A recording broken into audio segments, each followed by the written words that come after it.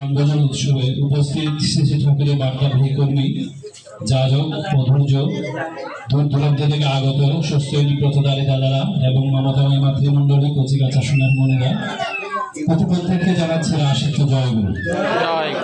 আজ মহা আনন্দের দিন।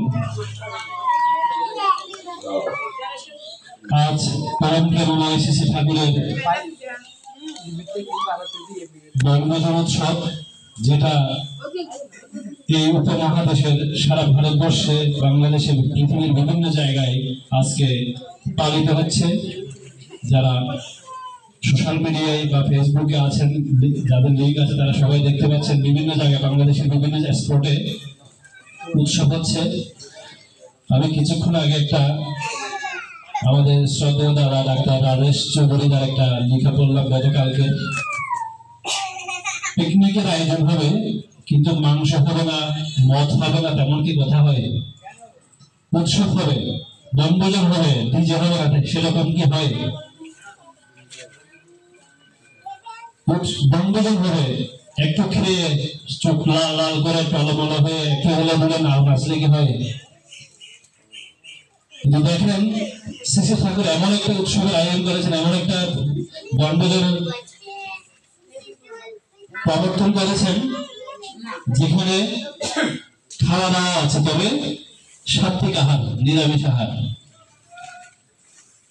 দুজন হচ্ছে না, ঠিক আছে, কিন্তু ঈশ্বর ভক্তের গান হচ্ছে, সৎসঙ্গ হচ্ছে, কীর্তন হচ্ছে, যেটা আমাদেরকে মনকে ঊর্ধ্বমুখী করে নিয়ে যায়। এটাই হচ্ছে সৎসঙ্গ। ঠাকুর বললেন, ঠাকুরকে প্রশ্ন করা হয়েছিল, what is the meaning by Satsang? ঠাকুর বলেন, সৎসঙ্গ যে ম্যান মেকিং ওয়ার্কশপ। সৎসঙ্গ হচ্ছে মানুষ তৈরির কারখানা। কিভাবে মানুষ তৈরি হবে? আমরা তো জানি মায়ের গর্ভ থেকে মানুষ সৃষ্টি হয়, তৈরি হয়। সৎসঙ্গ কিভাবে মানুষ তৈরি করে? আজকে পৃথিবীতে কিন্তু লোকসংখ্যার অভাব নেই, প্রায় 600 কোটির উপরে লোক সারা পৃথিবীতে। আমাদের বাংলাদেশে আছে 18 কোটির উপরে। কিন্তু এই লোকসংখ্যার ভিতরে আপনি প্রকৃত মানুষ কয়জন পাবেন? আজকে দেখেন, যারা সোশ্যাল মিডিয়াতে আছেন বা বিভিন্ন জায়গায় দেখেন, প্রতিনিয়ত হর হামেশা ধর্ষণ, চুরি, লুটপাট, মারামারি, কাটাকাটি, এগুলো হচ্ছে, হরদম লেগে আছে।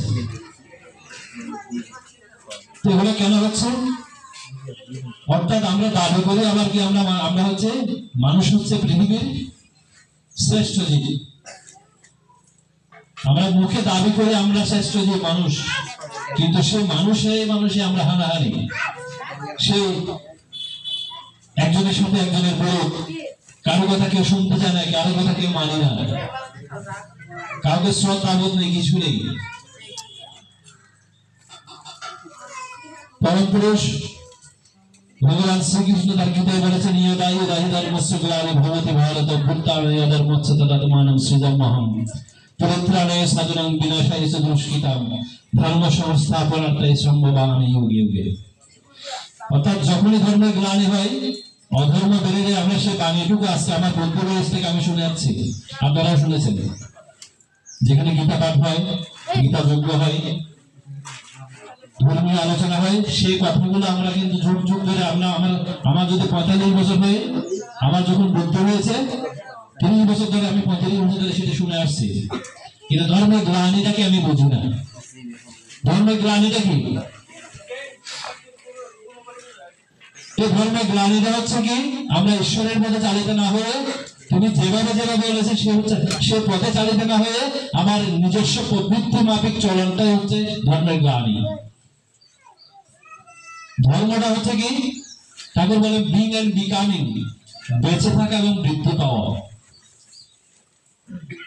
পৃথিবীতে আমরা কেউ মরতে চাই না। আপনি পশু পাখি বলেন, কীট পতঙ্গ বলেন,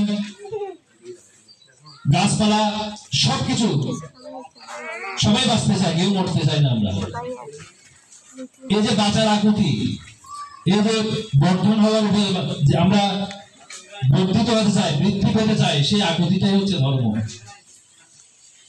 আমরা ধর্ম মনে করি কি, মালা দিলাম, তুলসী দিলাম, লাল কাপড় পরলাম, যেটা আমাদের সচরাচর আমরা যেভাবে মনে করি আর কি, আমরা মানে এইভাবে করলে এই মন্দিরে বসে ধ্যান করতে হবে 2 ঘন্টা 4 ঘন্টা, বিভিন্ন কিছু করতে হবে। আমাদের বিশেষ করে আমাদের সনাতন ধর্মটা এমন একটা পর্যায়ে চলে গেছে, যার যা ইচ্ছে সেভাবে আমরা করছি। ঠাকুর বললেন যা ইচ্ছাটা করবে তুমি, তা কিন্তু চলবে না, ভালো ছাড়া মন্দ করলে পরিস্থিতি ছাড়বে না। যা ইচ্ছা তা করার সুযোগ নেই। আমার আজকে গায়ে বল আছে, শক্তি আছে, আমি আপনাকে গায়ে একটা লাফা দিলাম, একটা ঘুষি দিলাম, কিন্তু আমার এই বল 20 বছর পর হয়তো নাও থাকতে পারে, থাকবে না। আমরা এরকম অনেক দেখেছি। এই যে ধর্মের গ্লানির কথা বললাম, ধর্মের গ্লানিটা হচ্ছে কি, তিনি যেভাবে চেয়েছেন, যুগে যুগে তিনি এসেছেন, যুগে যুগে তিনি আমাদের এখানে এসেছেন, পৃথিবীতে এসেছেন আমাদেরকে উদ্ধার করার জন্য, পরিত্রাণের জন্য। সেই তার বিধানগুলো কাটায় কাটায় পালন না করে, সঠিকভাবে পালন না করে, আমার খেয়াল মাফিক, আমার প্রবৃত্তি মাফিক চলনটা হচ্ছে ধর্মের গ্লানি। সেজন্য তাকে আবার আসতে হয়েছে। তিনি ত্রেতা যুগে এসে রামচন্দ্র তিনি এসে তাকে রাবণকে ধ্বংস করে দেখে, রাবণ ছিল তখন একজন। তিনি যখন দাপরে আসলেন তখন তিনি কংস, শিশুপাল, 2-1টা শয়তানকে মেরেছেন। ঠাকুরকে প্রশ্ন করে ঠাকুর আপনি এই যুগে এসে কাকে মারবেন? কারণ এই যুগে ঘরে ঘরে অসুর, ঘরে ঘরে কংস, ঘরে ঘরে রাবণ, আপনি কজনকে মারবেন? আর সবাইকে যদি মারতে যায় আমার সৃষ্টিকে বিনাশ হয়ে যাবে। ধর্ম আপনি বেঁচে না থাকলে ধর্ম দিয়ে কি করবেন? ঠাকুর এসেছেন এবার প্রেম বিলাতে, তিনি প্রেম নিয়ে এসেছেন। সে প্রেম দিয়ে আমাদেরকে মানুষ, তার যে বিধান জরুরি যাদের ইষ্টপ্রীতি সুস্থ সদাচার যে পঞ্চনীতি, সে পঞ্চনীতি পালন করলে কি হয়, একটা মানুষের যে গুণাগুলি আস্তে আস্তে আস্তে আস্তে এটা গ্রো করে, একদিনে হয় না। ঠাকুর বললেন আধুকতার সময় হতে করে করিয়ে যা শিখাবে সেটি হবে মুখ্যম ছেলে হিসেবে চলনা প্রস্তাবী। ছেলে যখন একটু একটু কথা বলতে শিখে তখন থেকে তাকে ধর্মীয় শিক্ষাটা তাকে দিতে হয়, যেটা আমাদের পার্শ্ববর্তী মুসলমান ভাইয়েরা করে থাকেন। 5-6 বছর যখন হয় তারা মাদ্রাসায় পাঠিয়ে দেয়, আর আমরা কি করি? আমাদের ওসবের কোনো বালাই নেই, ধর্মীয় শিক্ষার কোনো প্রয়োজনই মনে করি না।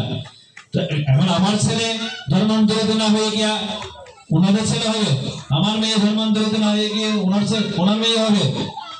কারণ আমরা ঠাকুর বলেন নিজে আচরণীয় ধর্ম জীবনে, আমার মা বাবারা ঠিক নেই, আমরা মা বাবা ঠিক নেই, আমার সন্তান কোথেকে ঠিক হবে? কারণ আমার নিজের আচরণই ঠিক নেই। কারণ ছোট ছোট ছেলে মেয়েরা যারা আধুকতা, যারা একটু একটু কথা বলতে, তারা আচরণ এবং দেখে দেখে শিখে।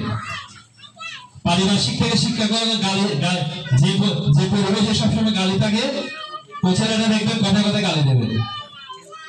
এটা পরিবেশের উপর ডিপেন্ড করে, যে পরিবেশটার জন্য দায়ী কে? ঠাকুর বললেন তার সত্যানের কারণে, now this for certain you are responsible for the present and future of yourself, your family, your environment and your country. তুমি ঠিক ঠিক জানো তুমি তোমার নিজ পরিবারের, দশের এবং দেশের বর্তমান ও ভবিষ্যতের জন্য দায়ী। কে দায়ী? আমি দায়ী। কারণ আমি ঠিক নেই, আমি ঠিক করতে পারিনি, কারণ আমি পরিবেশ থেকে সে শিক্ষাটা পাইনি। আর আমি ঠিক না হলে আমার পেছন দিকে যারা আসবে তারা আগে ঠিক হবে? কখনো হবে না। সেজন্য আগে আমাকে নিজেকে ঠিক হতে হবে। সে নিজেকে ঠিক হওয়ার জন্য আগে কি করতে হবে? ওই ঠাকুর বললেন সত্যানুসরণে, take to the feet of a true master, go on taking the holy name and remain the company of the Lord. Truly I say you have no more to worry for your elevation. সৎগুরু শরণাপন্ন হও, সৎনাম ধারণ করো, সৎসঙ্গের আশ্রয় গ্রহণ করো। আমি নিশ্চয় করে বলছি তোমাকে আর তোমার উন্নয়নের জন্য ভাবতে হবে না, যেটার জন্য আমরা আকুপাকু করছি। ভাবছো বেশি চলবে কিসে? ভাববার তুমি কে? ভাববার যিনি ভাবছেন তিনি, ভাবো তুমি তাকে। আমরা ভাবছি আমি কিভাবে যাবো, আমার উন্নতিটা কিভাবে হবে, আমার ছেলেটা কিভাবে মানুষ হবে, আমি কিভাবে উন্নতি করতে পারবো? আমার ব্যবসায় 24 ঘন্টা দিনের মধ্যে চিন্তা করছি, ঘুমের মধ্যে চিন্তা করতেছি, চিন্তা করতে করতে একসময় স্ট্রোক করে মারা যায়, কিন্তু আমাদের সমস্যার সমাধান হয় না। এটার সমাধান কিন্তু এই যুগে এসে সে গ্যারান্টিটুকু দিয়েছেন।